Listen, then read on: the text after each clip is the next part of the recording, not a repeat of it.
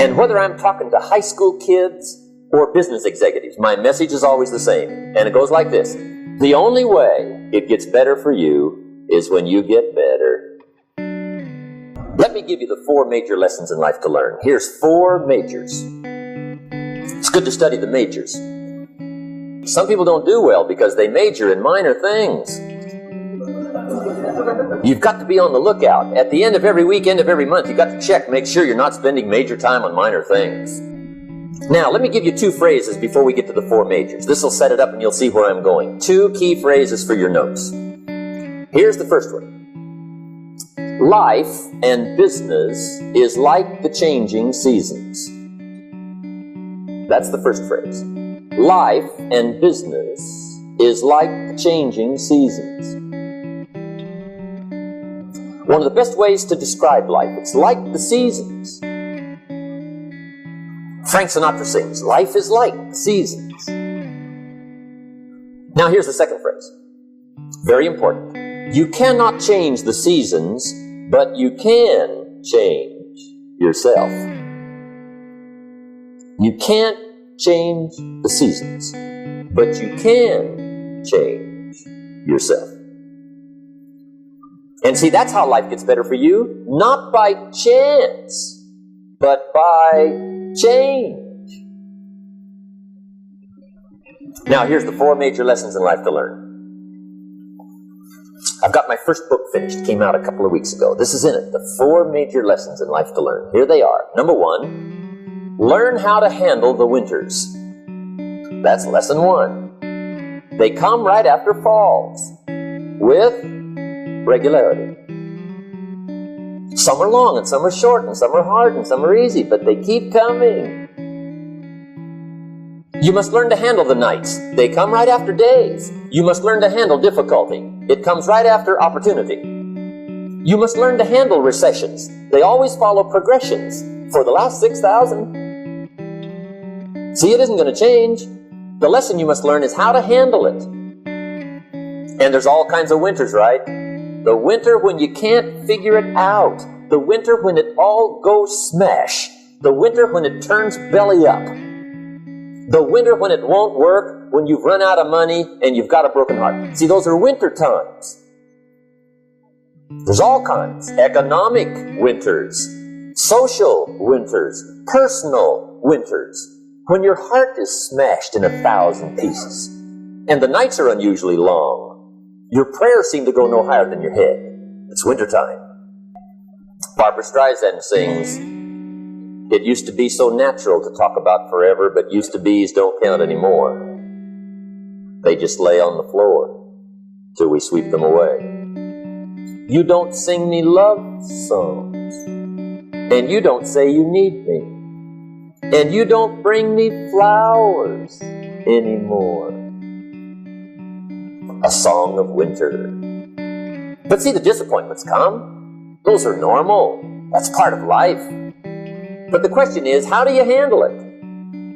How do you handle the coming winters and the disappointments and the downtimes? Well, you can't get rid of January by tearing it off the calendar. But here's what you can do. You can get stronger, you can get wiser, and you can get better. The winters won't change, but you can.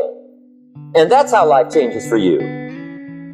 See, before I understood, when it was winter, I used to wish it was summer.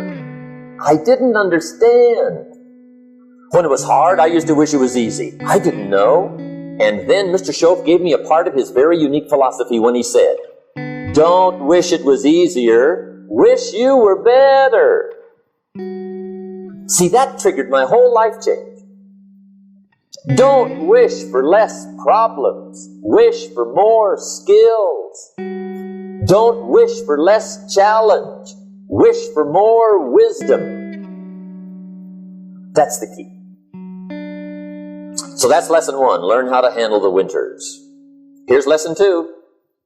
Learn how to take advantage of the spring. That's the second one. Spring is called opportunity.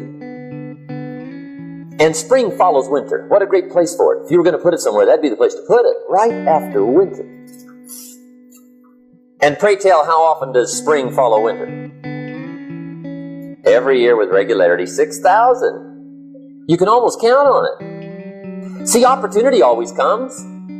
Days follow nights. Isn't that terrific? Opportunity follows difficulty. But here's what you must learn to do. Underline these two words in that key phrase. Take advantage. Underline those two. You must learn to take advantage of the spring. See, just because spring rolls around is no sign you're going to look good come fall.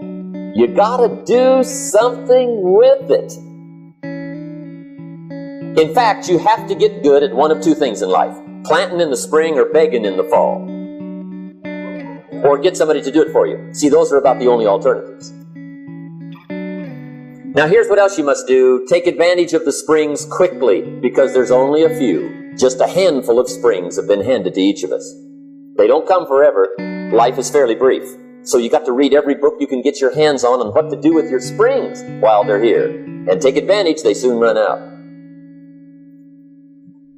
The Beatles wrote, "Life is so short." And for John Lennon, it was extra short. But life is brief.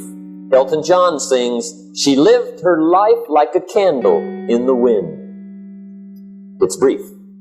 So whatever you're going to do with your life, you got to get at it. Don't just let the springs pass.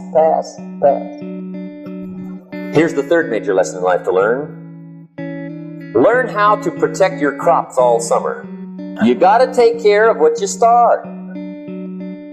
Sure enough, as soon as you've planted your garden in the spring, the busy bugs and the noxious weeds are out to take it.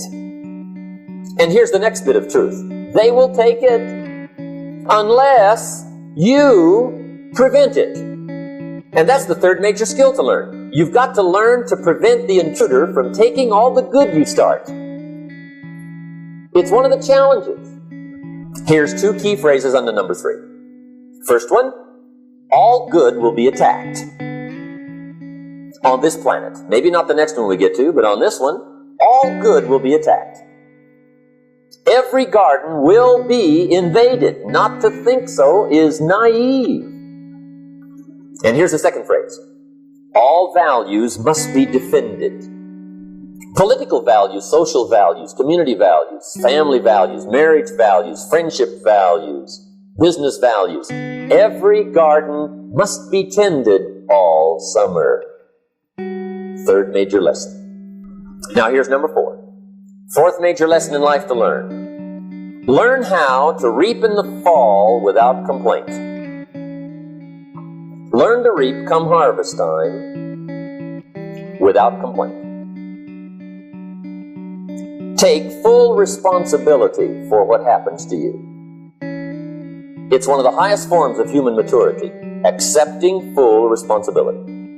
It's the day you know you've passed from childhood to adulthood, the day you accept full responsibility. And another note, learn to reap in the fall without apology. Without apology if you do well, and without complaint if you don't. That's maturity.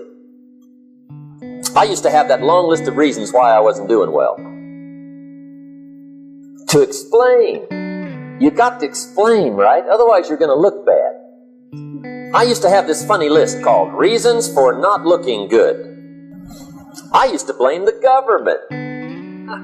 I mean, you can believe that or not. It was at the top of my list. I had a lecture second to none. The government. That was on my list.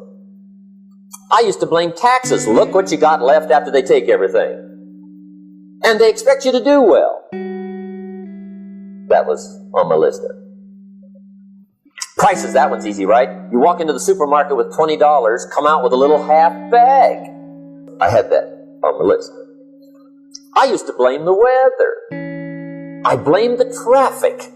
I used to blame my car. I blamed the manufacturers. I used to blame the company. I blamed company policy. I used to blame the training program. I blame my negative relatives. They were always putting me down. I blame my cynical neighbors. They're just selfish, looking out for themselves. Won't loan you money? They were on my list. I used to blame the economy. I blamed the community. That's a pretty good list for not doing well, isn't it? I thought it was good. I'll never forget one day, Mr. Schoaf was very kind, but he was also very blunt. And this was no exception. And I'm glad he was blunt. There's a lot of things I'd have missed if he hadn't have been blunt. One day, with sort of a curious look on his face, he said, "Jim, just out of curiosity, tell me, how come you haven't done well up until now?" Excellent question. I thought, well, so I won't look too bad, I'll go through my list.